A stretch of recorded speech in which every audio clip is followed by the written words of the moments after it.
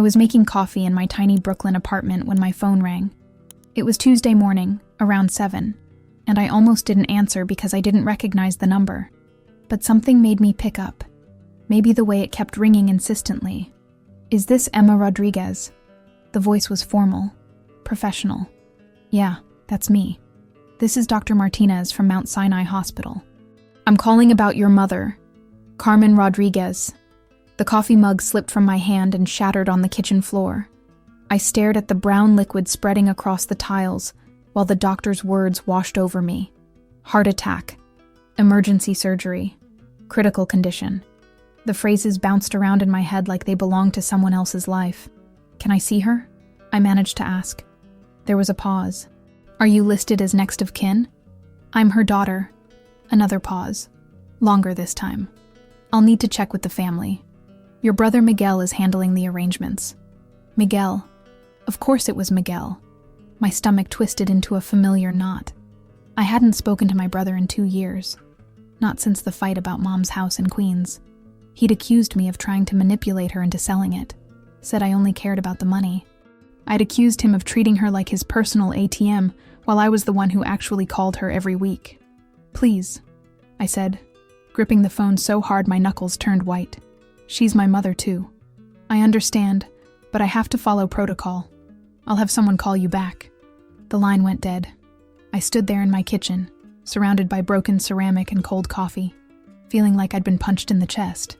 My mother was fighting for her life 3 subway stops away, and I couldn't even see her because of some stupid family feud that had gotten completely out of hand. I threw on clothes and grabbed my keys anyway. Protocol or no protocol, I was going to that hospital. The October air was sharp against my face as I rushed down the street toward the subway station. My mind kept racing back to the last time I'd seen Mom, 3 weeks ago at her neighbor's birthday party. She'd looked tired, more tired than usual, but she'd insisted she was fine when I asked. "Just getting old, mija," she'd said, patting my hand. "Nothing a good night's sleep won't fix." I should have pushed harder. Should have made her see a doctor. The guilt was already starting to eat at me as I swiped my Metro card and pushed through the turnstiles. The hospital smelled like disinfectant and fear. I marched straight to the information desk, trying to look more confident than I felt. The receptionist, a tired-looking woman with graying hair, barely looked up from her computer. "I'm here to see Carmen Rodriguez. She was brought in this morning." Relationship? Daughter. She typed something, frowned, typed again. "I'm sorry, but you're not on the approved visitor list. Only immediate family members are allowed in the ICU." I am immediate family. I'm her daughter. According to our records, the patient's son is the only approved visitor at this time. I felt the familiar burn of anger rising in my throat. Miguel had actually done it. He'd somehow managed to keep me off the list. Even here, even when Mom was maybe dying, part of me wanted to scream, to demand to see a supervisor, to make a scene that would get me thrown out of the building. Instead, I took a deep breath and tried a different approach. "Can you at least tell me how she's doing, please?" The receptionist's expression softened slightly. "She's stable, but critical. That's all I can say without family approval." I nodded and walked away, my legs feeling like jelly. I found a chair in the waiting area and sat down, staring at the elevator that would take me to the ICU if only I could get past the nurse's station. My phone buzzed with a text from my boss asking where I was, but I couldn't even think about work right now. All I could think about was my mother, alone in some sterile room with machines beeping around her, and my brother somewhere upstairs making decisions about her care like I didn't exist. I spent the next 6 hours in that waiting room, watching people come and go, drinking terrible vending machine coffee and trying to get updates from anyone who would talk to me. Every time I saw someone in scrubs, I'd approach them hopefully, only to get the same response. "I'm sorry, but I can only discuss the patient's condition with approved family members." Around 2 in the afternoon, I saw him. Miguel walked out of the elevator looking exhausted, his usually perfect hair messy, and his shirt wrinkled. He stopped when he saw me, and for a moment, neither of us said anything. He looked older than I remembered, more tired, with new lines around his eyes. "Emma." His voice was flat, neutral. "Miguel." I stood up, my heart hammering. "How is she?" He glanced around the waiting room, then sat down in the chair across from me. It was bad. Really bad. They had to do emergency bypass surgery, 4 hours. Is she going to be okay? They don't know yet. The next 48 hours are critical. He rubbed his face with both hands. She's been having chest pains for weeks, Emma. Weeks. She didn't tell anyone. The guilt hit me like a truck. I should have known. Yeah, you should have. His voice was sharp now, angry. You call her once a week for 15 minutes and think that makes you a good daughter. When's the last time you actually spent time with her? When's the last time you helped her with anything? That's not fair. I work 60 hours a week, Miguel. I can't just what? Visit your mother? She's 73 years old, Emma. She needed help with the yard work, with fixing things around the house, with grocery shopping when her arthritis was acting up. Where were you? I felt tears stinging my eyes. I offered to help. Every time I called, I asked if she needed anything. She always said no, because she's proud, because she doesn't want to be a burden. But I live 20 minutes away, not 20 subway stops. I see her every Sunday. I fix her leaky faucets and drive her to doctor's appointments and help her with her medications. So this is my fault? Her heart attack is my fault because I don't live in Queens? I'm not saying it's your fault.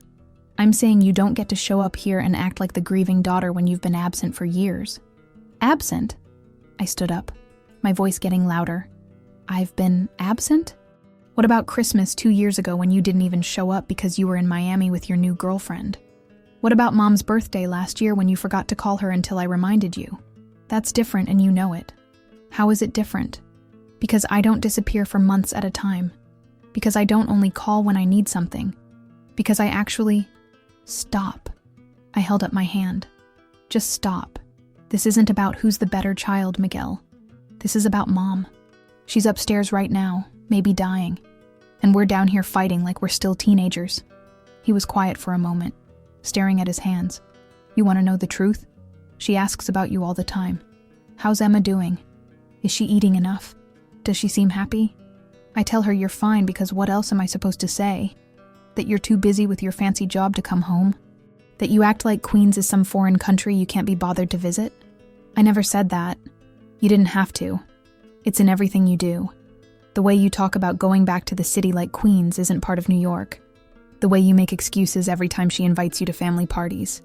The way you moved as far away as you could while still being in the same borough. I moved to Brooklyn because I couldn't afford Manhattan, not because I was trying to get away from family. But you were trying to get away from something, from us, from who you used to be. That hit too close to home. I had been trying to get away, in a sense, from the cramped house where I'd shared a room with my cousin Maria until I was 16, from the neighborhood where everyone knew everyone else's business, from the expectations and the drama, and the way Miguel always seemed to know exactly which buttons to push to make me feel small. Maybe I was, I said quietly. Maybe I needed to figure out who I was without everyone watching and judging and telling me what I should be doing. And what did you figure out? That I miss her. That I miss home, even when it drives me crazy. That I've been so busy trying to prove I didn't need anyone that I forgot I actually wanted them. Miguel looked at me for a long moment. She's in room 314. ICU. They might not let you in right away, but I'll talk to the nurses. Tell them you're approved. Thank you. Don't thank me yet. She's unconscious. Has been since the surgery. They're not sure when she'll wake up.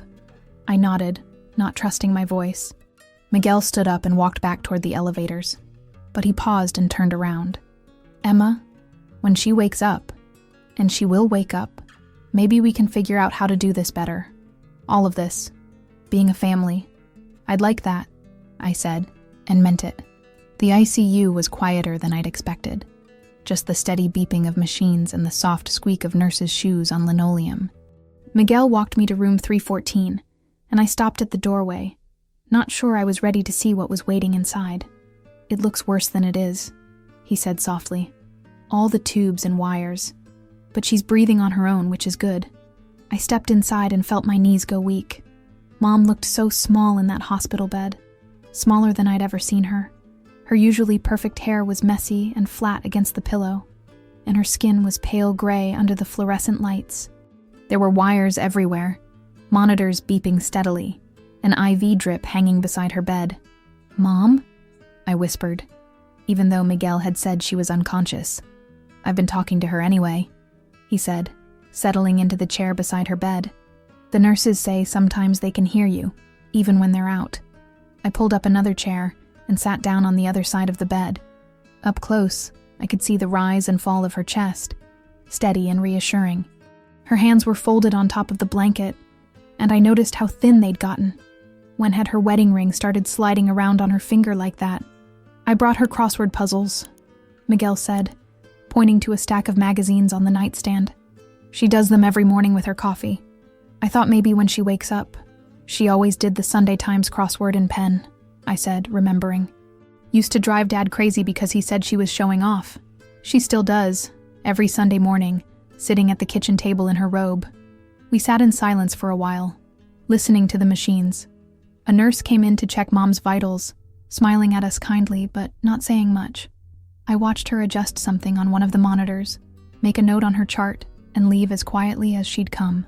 "The house is a mess," Miguel said suddenly. "I went by this morning to get some of her things, and there are newspapers stacked everywhere, dishes in the sink. She's usually so organized. Maybe she hasn't been feeling well for longer than we thought. That's what I'm afraid of." He leaned forward and took her hand. "I keep thinking about all the times she said she was tired, or that her back was bothering her, or that she just needed to rest. What if those were signs? What if I should have pushed her to see a doctor? You can't do that to yourself. You know how stubborn she is about doctors. Remember when she broke her wrist falling off that ladder? She insisted it was just sprained until Dad practically dragged her to the emergency room. And she was mad at him for a week for making her go. She made him sleep on the couch.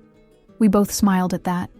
And for a moment, it felt like we were kids again, sharing some secret knowledge about our parents' weird relationship. Dad had been gone for 5 years now, but Mom still set 2 coffee cups out every morning, still bought the newspaper he used to read, still talked to his picture on the nightstand. "She's been lonely," I said, "since Dad died. I mean, really lonely. I can hear it in her voice sometimes when I call." "I know. I've been trying to get her to join that senior center on Northern Boulevard, but she says it's full of old people. She's 73, Miguel. Try telling her that." The afternoon stretched into evening. Miguel went to get coffee and sandwiches from the cafeteria, and I stayed with Mom, holding her hand and talking to her about everything and nothing. I told her about my job, about the apartment I'd finally managed to afford on my own, about the guy I'd been dating who turned out to be married. I told her I was sorry for not visiting more, for letting work become an excuse to avoid family dinners and holiday parties. "I know you understand," I said, squeezing her fingers gently. "You always told me to follow my dreams, even when they took me away from home. But I think maybe I went a little too far. Maybe I forgot that dreams are supposed to include the people you love." When Miguel came back, he was carrying flowers from the gift shop downstairs, cheap carnations in a plastic vase, but he arranged them carefully on the windowsill where Mom would be able to see them when she woke up. "She loves flowers," he said. "I should bring her roses tomorrow. Real ones, not these. She'll love these too. You know how she is about waste. She'll say they're perfectly good flowers and we shouldn't spend money on expensive ones. And then she'll keep them until they're completely dead because she can't bear to throw them away. And then she'll dry them and put them in that book she keeps on her dresser, the one with all our school pictures, and Dad's love letters." We spent the night taking turns sleeping in the uncomfortable hospital chairs.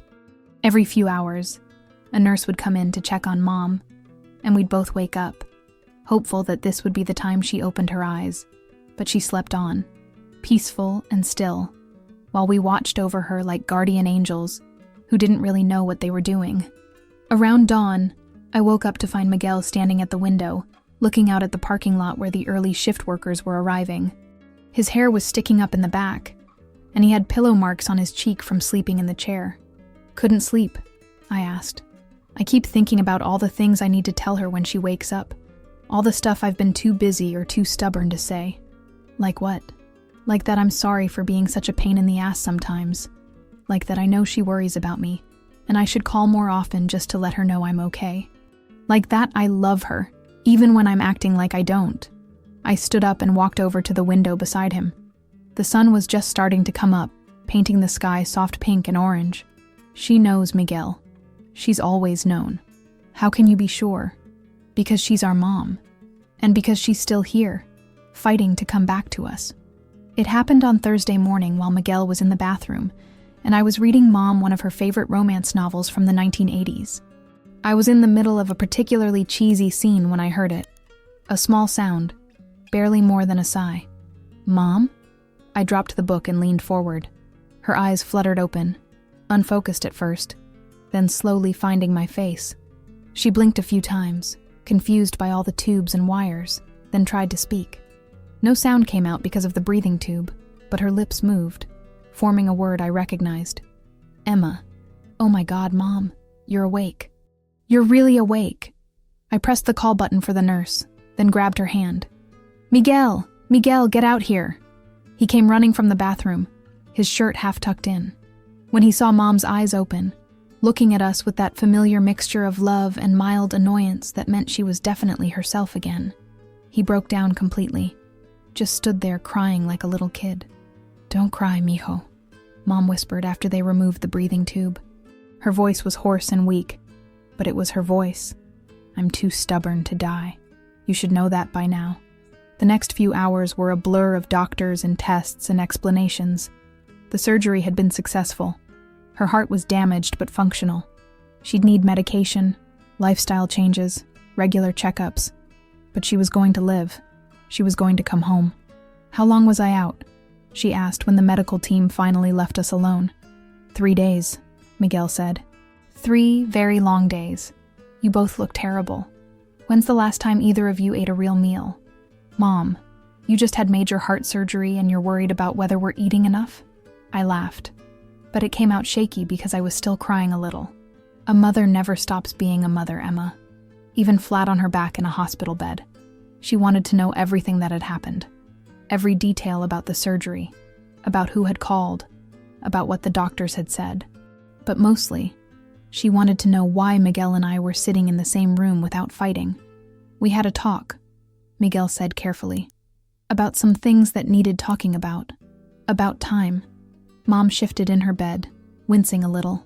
I've been watching you two dance around each other for years, like two cats in a thunderstorm, always bristling and hissing but never actually dealing with whatever's got you so worked up. It wasn't that simple, Mom, I said. Wasn't it? Miguel thinks you don't care about family because you moved away and got busy with your own life. Emma thinks Miguel doesn't respect her choices because he stayed close to home and made different ones. You're both wrong, and you're both right, and you're both too proud to just say you miss each other. Leave it to Mom to figure out in 5 minutes what had taken us 2 years to work through. How did you know? Because I raised you both. I know Miguel gets mean when he feels abandoned, and I know Emma gets distant when she feels judged. I also know you love each other more than you know how to show. A nurse came in to check on Mom's pain levels and adjust her medication. While she was there, Dr. Martinez stopped by to explain the discharge process. Mom would need to stay another few days for observation. Then she could go home with strict instructions about rest, medication, and follow-up appointments. Someone will need to stay with her for the first week or 2, Dr. Martinez said, just to make sure she's following orders and to help with basic tasks. Nothing too strenuous, but she shouldn't be alone. Miguel and I looked at each other. I could see him calculating in his head. Work schedules, his girlfriend's needs, the logistics of moving in with Mom temporarily. I'll do it, I said before he could speak. Emma, you can't just take 2 weeks off work. I have vacation time saved up, and sick leave. My boss isn't a monster, Miguel. When I explain what happened, she'll understand. But your apartment, your life, my life includes Mom, and right now, this is where I need to be. Mom was watching this exchange with interest, like she was seeing something she hadn't expected. Are you sure, mija? I don't want you to feel like you have to. I want to. I should have been helping all along anyway. What about your job? That fancy marketing position you worked so hard for? It's not that fancy, Mom, and it'll still be there in 2 weeks. But this, I gestured around the hospital room, at the machines and the flowers and Miguel's worried face. This is what matters. Family matters. That evening, after visiting hours ended and Miguel had gone home to shower and check on his own life, I called my boss and explained the situation. Then I called my landlord and arranged for my neighbor to water my plants. Then I sat in the hospital parking garage and cried for 20 minutes, not because I was sad, but because I was finally understanding something I'd been too scared to admit. I'd been so busy proving I could make it on my own that I'd forgotten why I wanted to make it in the first place. All those years of working late and skipping family dinners and making excuses, I'd told myself it was about independence, about building a career, about becoming someone. But really, it had been about fear. Fear that if I stayed too close to home, I'd get stuck. Fear that if I needed my family too much, I'd lose myself. But sitting there in my car, thinking about Mom's face when she woke up and saw me there, I realized I'd had it backward. The person I'd become, the person I was proud of being, that person existed because of my family, not in spite of them. Mom had taught me to be strong. Dad had taught me to dream big. Even Miguel, with all his annoying protective instincts, had taught me to fight for what I believed in. I didn't have to choose between being independent and being part of a family. I could be both. I was both. And it had taken almost losing Mom to figure that out. When I got back upstairs, Mom was asleep again, but peacefully this time, without all the scary machines. I settled into the chair beside her bed and pulled out my phone to text Miguel. "Thanks for letting me back in," I typed. "I know I haven't been the best sister, but I want to do better." His response came back almost immediately. "Thanks for coming back. We missed you." I put my phone away and took Mom's hand, careful not to disturb the IV. "I'm staying, Mom," I whispered. "For as long as you need me. For as long as we need each other." 5 days later, we brought Mom home to Queens. Miguel had spent the weekend cleaning the house and stocking the refrigerator, while I'd moved my stuff into my old bedroom. It felt strange being back in that space. The twin bed with the purple comforter, the dresser covered with pictures from high school, the window that looked out onto Mrs. Chen's garden. "It's like time travel," I told Mom as I helped her settle into her recliner with a cup of tea and her morning pills. "Some things never change," she said, looking around the living room. "Same couch, same coffee table, same crack in the ceiling that your father always said he'd fix someday." The house did feel frozen in time. The family photos on the mantelpiece still showed Miguel and me as teenagers, all braces and awkward smiles. Dad's reading glasses were still on the side table next to his old chair, even though he'd been gone for 5 years. Mom's sewing basket sat in the corner, overflowing with half-finished projects and tangled thread. But there were new things too. A pill organizer on the kitchen counter, a shower chair in the bathroom, a list of emergency numbers stuck to the refrigerator with a magnet shaped like a pineapple. Reminders that we weren't kids anymore, that Mom wasn't the invincible force of nature she'd always seemed to be. The first few days were harder than I'd expected. Mom was supposed to rest, but she kept trying to get up and do things. Fold laundry, water plants, reorganize the spice cabinet. Every time I caught her, she'd give me an innocent look and say she was just stretching her legs. "You're the worst patient in the world," I told her on Wednesday afternoon, after finding her attempting to vacuum the living room. "I'm fine, Emma. I feel fine. You had major surgery a week ago. The doctor said no strenuous activity for at least a month. Vacuuming isn't strenuous. It's necessary. Look at this carpet." I looked at the carpet, which was perfectly clean because Miguel had vacuumed it 2 days ago. "Mom, sit down. Please. Let me take care of things for a while. I don't like being taken care of. I like taking care of other people. I know. But right now you need to let me help you. That's what family does." She settled back into her chair with a frustrated sigh. "I hate feeling useless." "You're not useless. You're healing. There's a difference." That evening, Miguel came by with Chinese takeout and updates from the neighborhood. Mrs. Ramirez had asked about Mom 3 times. The mailman wanted to know when she'd be back to chatting with him on his rounds. The teenage boy next door had offered to mow the lawn until she was feeling better. "See?" Miguel said, setting containers of lo mein and sweet and sour chicken on the kitchen table. "Half the neighborhood is worried about you. You're not useless, Mom. You're missed. Don't gang up on me," Mom said, but she was smiling. We ate dinner together around the kitchen table for the first time in years. Mom picked at her food. The heart medication had killed her appetite, but she seemed happy to have us both there, bickering over the last egg roll and arguing about whether the Mets had any chance of making the playoffs.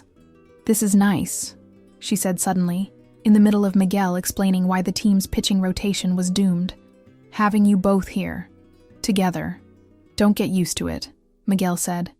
"Emma's going back to her fancy Brooklyn life in a week." 2 weeks, I corrected. "And it's not that fancy. Still leaving, though." "Yeah, I'm still leaving. But maybe not for good. I mean, not forever. I could come back on weekends, help out more." Mom reached across the table and squeezed my hand. "You don't have to rearrange your whole life for me, Misha." "I'm not rearranging my whole life. I'm just adjusting it, making room for the things that matter." "What about your job? Your apartment? Your independence?" "They'll still be there, but so will you." "And I almost lost you, Mom. I almost lost this." I gestured around the kitchen, at Miguel stealing food off my plate, and Mom fussing with her napkin. I don't want to take it for granted anymore. Later that night, after Miguel had gone home and Mom was asleep, I sat in the kitchen with a cup of tea and my laptop, catching up on work emails. But I kept getting distracted by the sounds of the house, the refrigerator humming, the clock ticking on the wall, the occasional car passing on the street outside. I'd forgotten how quiet it was here compared to Brooklyn. In my apartment, there was always noise, sirens, neighbors arguing, music from the bar downstairs. Here, the silence felt peaceful instead of lonely, like the house itself was breathing slowly and steadily, the way Mom's chest had risen and fallen in the hospital bed. My phone buzzed with a text from my friend Sarah. "How's the family drama going? Ready to come back to civilization yet?" I started to type back something sarcastic about small-town life and overbearing relatives, but I stopped. That wasn't how I felt anymore. Instead, I wrote, "Actually, it's been really good. Hard, but good. I think I needed this more than I realized." Wow. "Who are you and what did you do with Emma?" "Maybe I'm just growing up. About time." I smiled and put my phone away. From upstairs, I could hear Mom coughing a little in her sleep, then settling back into quiet breathing. I thought about going up to check on her, but I knew she'd be annoyed if I woke her up just to make sure she was okay. Instead, I opened my laptop and started working on a proposal I'd been putting off for weeks. It was easier to concentrate here somehow, without all the distractions of city life, and every so often, I'd look up from the screen and remember where I was. Home, in the kitchen where Mom had made thousands of meals, where Miguel and I had done homework and fought over cereal and learned what it meant to be part of something bigger than ourselves. Tomorrow, Miguel would come by after work to help Mom with her evening medications. The day after that, we'd drive to her follow-up appointment with the cardiologist. Next week, I'd go back to Brooklyn, but I'd come back the following weekend. And the weekend after that, for the first time in years, I had a plan that included my family. Not despite my independence, but because of it. Because I was finally strong enough to admit that needing people wasn't a weakness. It was what made everything else worth doing. 3 months later, I was back in Queens for Sunday dinner, which had somehow become a weekly tradition again. Mom was doing much better. Her color had returned. She'd gained back some of the weight she'd lost, and she was driving her doctors crazy by trying to do more than they recommended. "I feel fine," she insisted, as Miguel and I tag-teamed her about taking it easy. "Better than fine." "I feel good. That's because you're taking your medications and actually resting for once in your life," I said, setting a plate of arroz con pollo in front of her. "And because you two stopped treating me like I'm made of glass. We'd found a rhythm over the past few months. I came out every weekend, sometimes staying overnight, sometimes just for dinner. Miguel still handled the day-to-day stuff, driving Mom to appointments, helping with grocery shopping, checking in during the week. But I'd taken over some things too, managing her medications, organizing her medical paperwork, researching heart-healthy recipes that she'd actually eat. "I have news," Miguel announced as we were finishing dinner. "Good news or bad news?" Mom asked. "Good news, I think. Sophia and I are getting married." Mom nearly choked on her rice. "When? Where? Why didn't you tell me you were even thinking about proposing?" "Because I knew you'd want to plan the whole thing," Miguel said, grinning. "We're thinking small, just family and close friends. Maybe the church on Roosevelt Avenue, then dinner somewhere nice." "How small is small?" I asked. Like 50 people small. That's not small for a Rodriguez wedding, Mom said. That's microscopic. What about your cousins? What about the Hernandezes? What about... Mom, we want simple. Meaningful. Not a production. I watched Mom's face cycle through disappointment, acceptance, and then excitement. Okay, simple. I can do simple. When? 6 months. Maybe 8. We want to save up a little more first. And I want to be able to dance at my son's wedding without worrying about my heart giving out, Mom said. You're going to be dancing at weddings for years to come, I told her. The doctor said your heart is getting stronger every day. After dinner, Miguel and Sophia went for a walk to discuss wedding plans, and Mom and I settled in the living room with coffee and the Sunday crossword puzzle. She still did it in pen, still finished it in under an hour, still muttered Spanish curse words when she got stuck on the literary references. 7 across, she said. Author of The Great Gatsby. 9 letters. Fitzgerald. That's 10 letters, Emma. Fitzgerald. Oh, wait, they just want the last name. Fitzgerald. Still 10 letters. I counted on my fingers. No, it's... Oh, you're right. It's 10. Maybe it's not Fitzgerald. It's definitely Fitzgerald. The puzzle is wrong. The New York Times crossword is not wrong, Mom. Then it's a trick question. We puzzled over it for another 10 minutes before Mom finally penciled in the answer. Scott. Just the first name, not the last name. She was triumphant about being right, even though she'd been completely wrong about the puzzle being wrong. I missed this, I said, watching her fill in the rest of the answers with quick, confident strokes. The crossword? You can do crosswords in Brooklyn. No, this. Sitting here with you. Arguing about stupid stuff. Being part of the routine. You were always part of the routine, Mija. Even when you weren't here. How do you figure? Because every morning when I made coffee, I made enough for 2 cups. Habit from when your father was alive. But after he died, I kept doing it anyway. And I'd think about you. Wonder if you were drinking coffee too. If you were starting your day okay. If you were happy. Mom, I know you needed to go. I understood that. You had dreams that were bigger than this neighborhood, bigger than what we could give you here. But that doesn't mean I didn't miss you every single day. I felt tears starting up again. I'd been crying a lot lately, but good tears mostly. Tears of relief and gratitude and the overwhelming realization that I'd been loved all along, even when I wasn't sure I deserved it. I'm sorry I stayed away so long. Don't be sorry. Be here now. I am here now. I know, and I'm grateful for that. But Emma, promise me something. What? Promise me you won't give up your life to take care of mine. I'm getting older, and there will probably be more health scares, more times when you and Miguel will need to step in and help. But I don't want you to sacrifice everything you've worked for just because you feel guilty about the past. I'm not sacrificing anything, Mom. I'm choosing. There's a difference. Is there? Really? I thought about that. In the past 3 months, I'd turned down a promotion that would have required more travel. I'd moved to a smaller apartment closer to the subway line that came to Queens. I'd started dating someone who understood why I needed to spend weekends with my family. None of those things felt like sacrifices. They felt like adjustments, like fine-tuning my life to fit the person I'd become. Yeah, I said finally. There's a difference. When I was younger, I thought independence meant not needing anyone. Now, I think it means being free to choose who you need. And I choose you, and Miguel, and this crazy, complicated, wonderful family. Mom finished the last few clues and set the puzzle aside. Your father would be proud of you, you know. Of both of you. The way you've taken care of me. The way you've taken care of each other. Even though it took us so long to figure it out. Especially because of that. The easy things don't teach you anything. It's the hard things. The things you have to work for. That show you what you're really made of. Outside, we could hear Miguel and Sophia coming back from their walk, laughing about something. In a few minutes, they'd come inside and Sophia would help with the dishes while Miguel turned on the baseball game. Maybe we'd play dominoes later, or maybe we'd just sit around talking about the wedding and arguing about whether the Yankees had any chance this season. It wasn't the life I'd planned when I left for college 10 years ago. It was smaller in some ways, more complicated in others. But it was mine. All of it.